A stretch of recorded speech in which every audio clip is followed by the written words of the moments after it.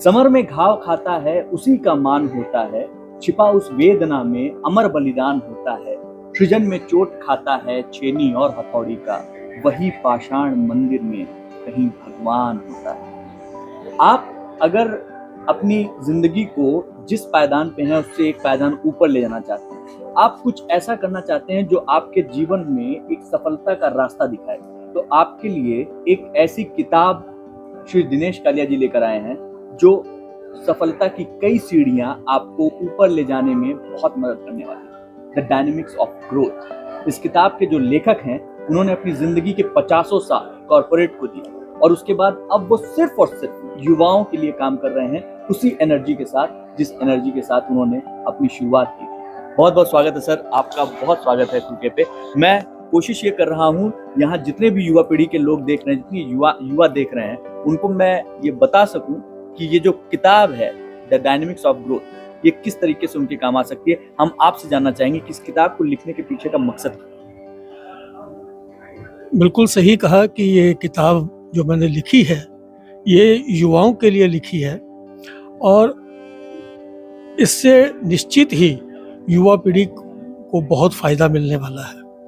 मैंने 40 साल से ज़्यादा इंडस्ट्री में काम किया और पिछले 8 साल से मैं एज ए कॉर्पोरेट ट्रेनर के रूप में काम कर रहा हूँ और इस दौरान मैंने कोई 25,000 इंजीनियर्स और मैनेजमेंट स्टूडेंट्स को डेवलप किया, जिसमें देश के भी हैं और विदेशों के भी, ओमान, अल्जीरिया, जॉर्डन के देशों के भी इंजीनियर्स हैं। जब इनसे मैं बात करता था तो कहीं ना कहीं उनके प्रश्नों का उत्तर देते समय मेरे मन में ये आता था कि ये लोग वाकई स्ट्रगल कर रहे हैं, इनको एक प्रॉपर गाइडेंस या किसी एक अच्छे मेंटोर की ज़रूरत है।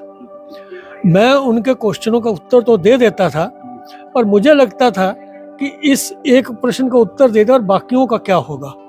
तो मन में ये विचार आया, क्यों नहीं कुछ ऐसा लिखें जिससे इनकी समस्याएं युवाओं की कुछ हद तक कम हो सके, इनको एक दिशा मिल सके और इतनी सिंपल भाषा में हो जो जिसमें कोई बहुत थ्योरेटिकल एस्पेक्ट नहीं, बिल्कुल प्रैक्टिकल अप्रोच के साथ जो सीधा इनके हृदय को छुए और इनकी सहायता करे। इस उद्देश्य के साथ मैंने ये पुस्तक लिखी है। किताब का जो नाम ही है वो बड़ा डायनामिक है sir, the dynamics of growth. ये इस नाम के पीछे की कहानी क्या है? इसकी वाकई इस नाम के पीछे एक कहानी ही है। मैंने पहले इसका नाम रखा था सेल्फ ग्रोथ। तो मेरी बेटी ने जब देखा इसको, वो देख रही थी, तो कहने लगी कि इसका नाम तो डायनेमिक्स ऑफ ग्रोथ होना चाहिए। तो मैंने भी जब सोचा तो मुझे लगा कि ये बहुत अच्छा नाम है। डायनेमिक्स का मतलब जो है एक्शन, एक्टिविटीज। एक दो चीजें होती हैं, एक स्टैटिक का मतलब स्थिर और डायनामिक्स का मतलब जो चीज मोशन में है। तो ग्रोथ के लिए हमें कुछ एक्शन लेने पड़ेंगे, कुछ एक्टिविटीज करनी पड़ेंगी, हम खाली तो नहीं बैठ सकते। तो ये भावना के साथ उन्होंने भी, क्योंकि वो कॉर्पोरेट में काम करती हैं, तो उन्होंने देखा होगा उनको क्या चैलेंजेस हैं।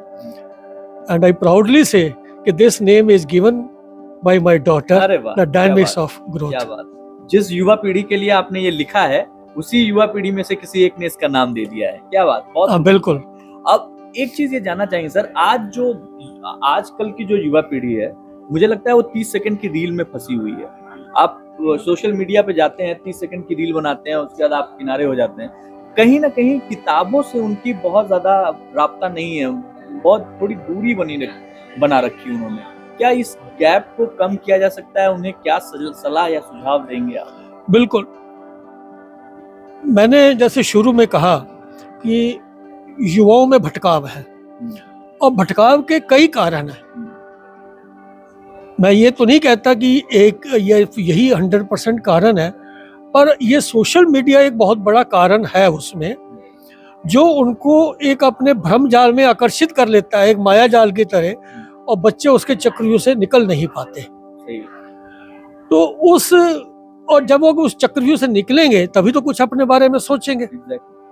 अब अगर कई बार जब वो अकेले बैठते भी हैं तो उनका मन करता है कि वो एकांत में बैठे, तो कोई जब पुस्तकें देखते हैं तो इतनी मोटी मोटी पुस्तकें देख के उनका वैसे ही मोरल डाउन है, इसको कौन पढ़ेगा। तो आपने देखा होगा कि ये मेरी जो किताब है बहुत छोटी सी है।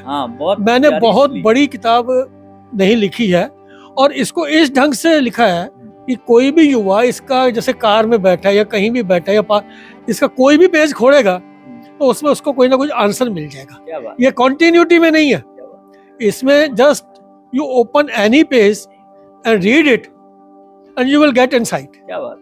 तो इस उद्देश्य के साथ जब ये किताब लिखी गई है, तो अगर किसी ने, मान लीजिए 10 में से एक ने भी इसको देखा और पढ़ा, तो फिर वो अपने आप को इसको पढ़ने से रोक नहीं पाएगा, ये मेरा पक्का दावा है। तो ये प्रयास किया गया है। अगर मैं अपने प्रयास में सफल होता हूँ, तो अगर मैं 10 लोगों तक भी पहुंचा सका अपनी बात, तो मुझे खुशी मिलेगी कि हाँ, मैंने कुछ युवाओं के लिए किया। क्योंकि देखिए, हमारा भविष्य, हमारे देश का भविष्य युवा है, और जो अगर खुद वो युवा ही भटकाव में रहेगा, उसको पता ही नहीं मैं क्या करूं, तो फिर देश का क्या होगा, हमारे देश की बढ़ोतरी कैसे होगी। सर, मैं एक चीज से बहुत प्रभावित हूँ, आपके उम्र का जो पड़ाव आपका चल रहा है, मुझे लगता है कि बहुत सारे लोगों को पता भी नहीं होगा। सर नियर अबाउट 70 के हैं, और इन आपकी ऊर्जा वो अपने आप में मतलब मोहित करती है। आपकी ऊर्जा सबको अपनी तरफ आकर्षित करती है। इस ऊर्जा को बनाए रखने के टिप्स भी है क्या आपकी किताब में? हाँ, बिल्कुल दिए हैं। और वो जो कुछ मैंने किताब में लिखा है, एक बात का मैंने ध्यान कि मैं लिख तो रहा हूँ, तो क्या मैं उसको खुद भी फॉलो करता हूँ कि नहीं। तो मैंने ऐसी कोई बात नहीं इसमें लिखी कि जो मैं नहीं कर रहा और मैं उसको बता रहा हूँ। तो इसलिए जैसे मैंने अपने इन्वेस्ट ऑन योरसेल्फ, इसमें एक चैप्टर है कि अपने ऊपर इन्वेस्ट करिए। अब क्या इन्वेस्ट कर सकते हैं आप अपने आप को? ये जब आप आंकलन करेंगे तो आपको लगेगा कि मेरा सबसे जरूरी चीज क्या है, मेरा शरीर है और मेरा ज्ञान है। 2 ही चीजों में तो आपको करना है। यही कहा जाता है, अगर आपकी हेल्थ अच्छी है तो आप किसी भी चैलेंज को फेस कर सकते हो। पर अगर आप तनाव में हो, तो आप कैसे आज के चैलेंज को, इतना स्ट्रेसफुल है, इतना ट्रैफिक है, इतनी ट्रैवलिंग है, तो आप कैसे करेंगे।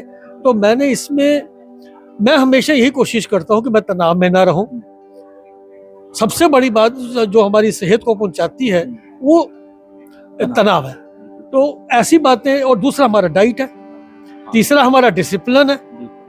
तो अगर हम सुबह जल्दी उठते हैं, जल्दी टाइम से सोते हैं, और इसके उल्टा अगर हम रात भर 12-12 बजे तक फेसबुक या इंस्टाग्राम देख रहे हैं, तो हमारे शरीर को नुकसान पहुंचेगा। तो मैं सुबह जल्दी 4 बजे उठ जाता हूँ और रात 10 बजे सो जाता हूँ। मैंने एक नियम बनाया हुआ है और उसी नियम का मैं पालन करता हूँ। तो शायद भगवान मुझे उसमें सहायता करता है कि मैं अपनी ऊर्जा को मेंटेन कर सकूं। क्या बात है सर। जो युवा इस समय, हम इस प्रोग्राम को देख रहे हैं, इस इंटरव्यू को देख रहे हैं, 3 ऐसी बातें जिसको सुनने के बाद वो मोहित हो जाएं, वो एकदम इस पे आ जाएं कि मुझे ये किताब पढ़नी ही पढ़नी है। 3 क्रक्स उस किताब का सर मैं आपसे जानना चाहूँगा। पहला, जो अगर कोई हमारी किताब पढ़ता है, तो अगर वो अपने आप को थोड़ा सा 5 मिनट भी बैठेगा, मुझसे यह प्रश्न पूछा जाता था कि मैं उनको कहता अपने साथ बैठो, अकेले बैठो, चिंतन करो। तो वो कहते थे मैं करूं क्या। तो मैंने इसमें ये दिया कि पहले आप अपना आंकलन करो। मैं इस समय कहाँ स्टैंड कर रहा हूं, अपनी कमियों को पहचानो। उसमें भी सबसे पहले ये अगर सोच ले कि मैं हूं कौन और मैं क्या कर रहा हूं। मैं एट प्रेजेंट क्या कर रहा हूं। मैं एट प्रेजेंट किताब पढ़ रहा हूं, मैं एट प्रेजेंट ड्राइव कर रहा हूं, मैं एट प्रेजेंट फेसबुक देख रहा हूं। तो अगर मैं फेसबुक देख रहा हूं तो मैं क्यों देख रहा हूं, क्या मुझे इससे फायदा मिलेगा, नहीं मिलेगा, क्या लॉसेज होंगे, मैंने कितना टाइम वेस्ट किया।